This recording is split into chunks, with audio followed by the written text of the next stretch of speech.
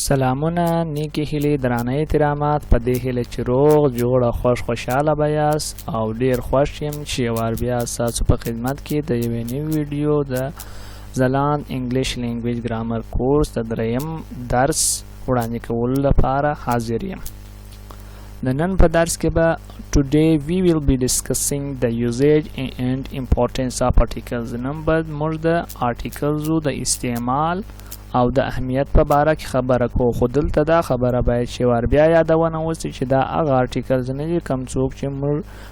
چې پر ویب سایټ باندې پبلش شي یا لیکي 1500 ورځ زر ورځ. دا هغه آرټیکلز دي چې کله موږ ویو کامن شي ته یو عام شي د اشارې په وخت کې استعمالوو. نو راځي بغیر د نور وخت اخیستلو څخه د ویډیو پر طرف او ویډیو باقاعده آغاز کوو. topics in this video په دغه ویډیو کې چې نن موږ کوم درس وایو په هغه کې به articles usage and importance د articles استعمال او د دې اهمیت ارزښت. we have seen what are vowels and are consonants. موږ دا وویل موږ دا ولیدل موږ په دې پوه شو چې vowels او consonants څه دي په دویم درس کې. they are sounds from which a word starts. دا واول یا کنسوننټس دا هغه आवाजونه دي د کوم څه چې یو لفظ شروع کیږي. پر دې باندې تاسو د دوم درس ویډیو کتلای شئ په هغه کې تفصیلی معلومات موجود دي. but here we will discuss articles usage importance. د نن په ویډیو کې به موږ د articles استعمال او د هغه ارزښت په باره کې خبره کوو. as we have discussed a little in the previous lesson. په تیر درس کې موږ د دې په باره کې لږ څه یادونه کړې وه، خو نن به پوره ویډیو پر دې باندې مشتمل وي. We use articles to ensure that the word starts with a vowel sound or consonant sound, and understanding the difference is very essential to use a and n correctly. دغه a n یا د کوم articles چې دي دا د څه دپاره موږ استعمالوو؟ د دې دپاره چې موږ ته دا رامعلومه سي چې دغه کوم ورډ چې دی دا په واول ساوند سره شروع کیږي که دا په کنسوننټ ساوند سره. نو د دغه فرق د معلومولو دپاره چې دا موږ ته رامعلوم سي په اسانۍ سره چې دغه ورډ چې دی دغه لفظ دغه توری دا په واول اواز سره شروع کیږي او که په کنسوننټ سره. او په لیکلو او وینا کې د ا او د ان او د د صحیح استعمال او د دې د غلط استعمال سره د ځان بچاوېدو لپاره د دې فرق ډیر ضروری دی. دوه قسم آرټیکلز دي، یو انډیفینټ دی یو ډیفینټ دی. انډیفینټ کې ا او ان راځي او په ډیفینټ کې د راځي. پر اوس به د دې په باره کې په تفصیل سره خبره کوو. definition of indefinite articles. د indefinite articles چې کوم definition دی کم یې هغه تعریف دی نو هغه داسې دی چې indefinite articles are used to refer to a person or thing that is not identified or specified. indefinite articles هغه وخت استعمالیږي چې کله موږ اشاره کوو یو داسې شخص ته یا داسې شي ته چې هغه مشخصه نه وي هغه مخصوصه نه وي. These articles can be used with anything but their usage is necessary. دغه articles دا a او n دا د هر چا سره استعمالي لیکن استعمال ضروری دی. په کوم وخت کې؟ په هغه وخت کې چې موږ وایي عام شي یا وایي عام شخص وخواته اشاره کوو او هغه واحد دی. دا خبره باید چې په یاد ولرو چې indefinite articles چې دي دا یوازې د سنګولر واحد شي سره استعمالي، د جمع سره د دې استعمال قطعا نه کیږي. د دې څه مثالونه داسې دي چې اوس بیا په دې موږ ته رامعلومه سي چې دا عام شی او دا عام شخص بیا څنګه وي. a car, a book, I have a pen. a book اوس دا دی یو کتاب. اوس دا معلومه نه ده چې کوم کتاب دی. کتابونه په زرو په لکو کتابونه په دنیا کې شته. a car یو موټر. I have a pen زما سره یو قلم دی. اوس دا معلومه نه ده کوم قلم به زما سره راسره وي. دغه رقم د n article لا n apple یو سیب n elephant یو پیل. I have an umbrella زما سره یو سایوان را سره دی. دغه رقم زه وایم he is a boy he is a good boy. a boy یو هلک. a girl یو نجلۍ. a man یو سړی. اوس نو سړی هلک نجلۍ دا خو یو نه دي په دنیا کې په زرو په لکو په کرو. نو دغه انډیپینډنټ آرټیکلز هغه وخت موږ استعمالوو چې د داسې چا یا د داسې شي خواته اشاره کوو چې هغه مشخص او مخصوص نه او یوازې. داغه وروسته what is a definite article. definite article which is the why definite articles د دی د د په څه وخت کې موږ استعمالو د is the definite article which talks about a specific noun د یو خاص مخصوصه noun په باره کې اسم په باره کې چې کله موږ خبره کوو نو دلته د definite articles استعمالیږي when we talk about a specific noun we use article the کله چې موږ د سپیسیفیک مشخص مخصوص خاص noun په باره کې خبره کوو نو موږ د article استعمالو د دې څه بیلګې examples مثالونه په لاندې ډول دي you are talking about a specific book کله چې ته خبره کوې د یو خاص کتاب په باره کې a book چې یاد کی دا خو indefinite article سره راغلی موږ په دې پوهیږو چې دا عام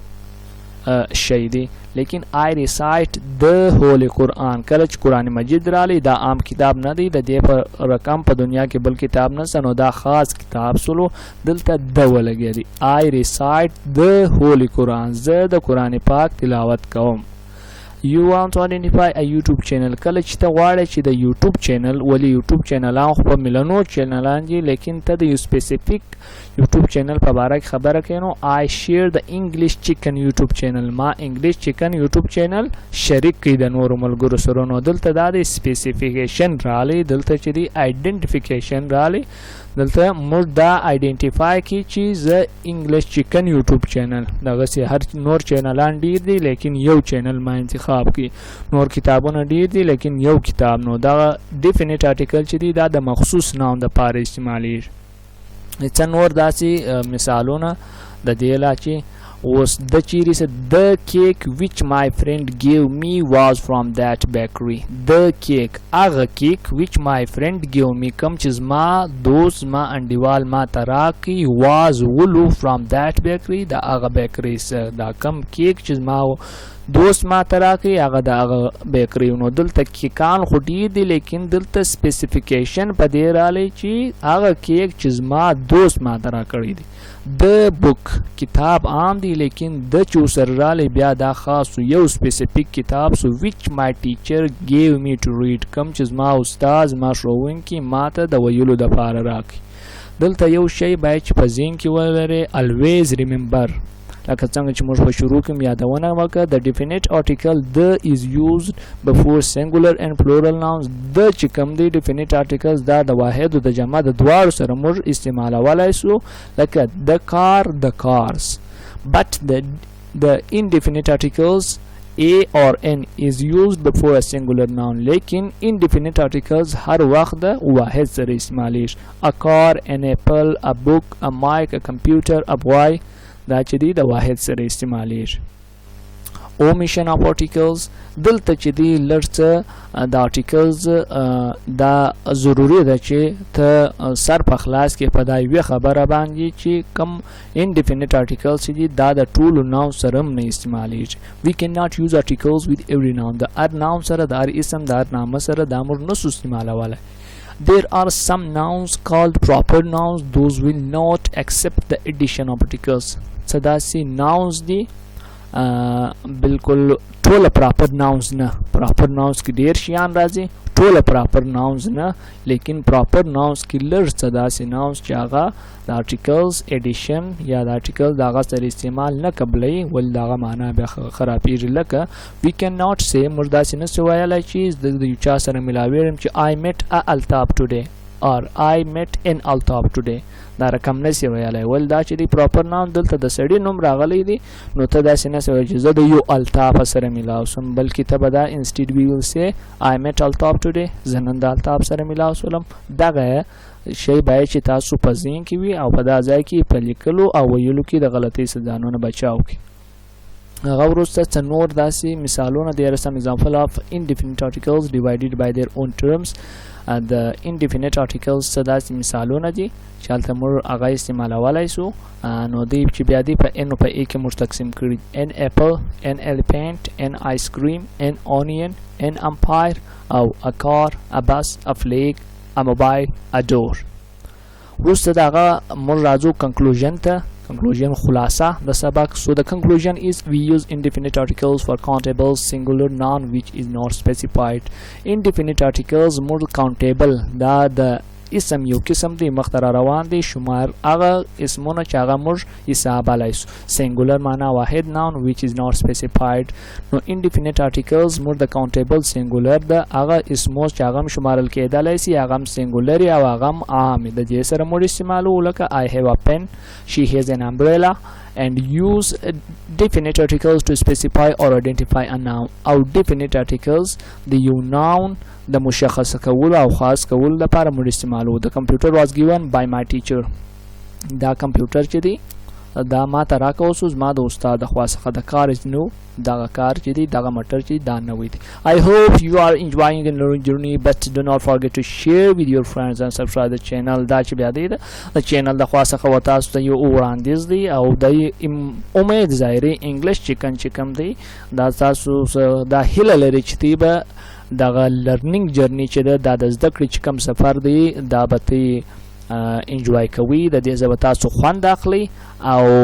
د دې سره نو کچیر تاسو خوند نه اخلي نو دا مه هېروئ چې دغه درسونه تاسو دغه ملګرو دغه دوستانو دغه کورنیانو سره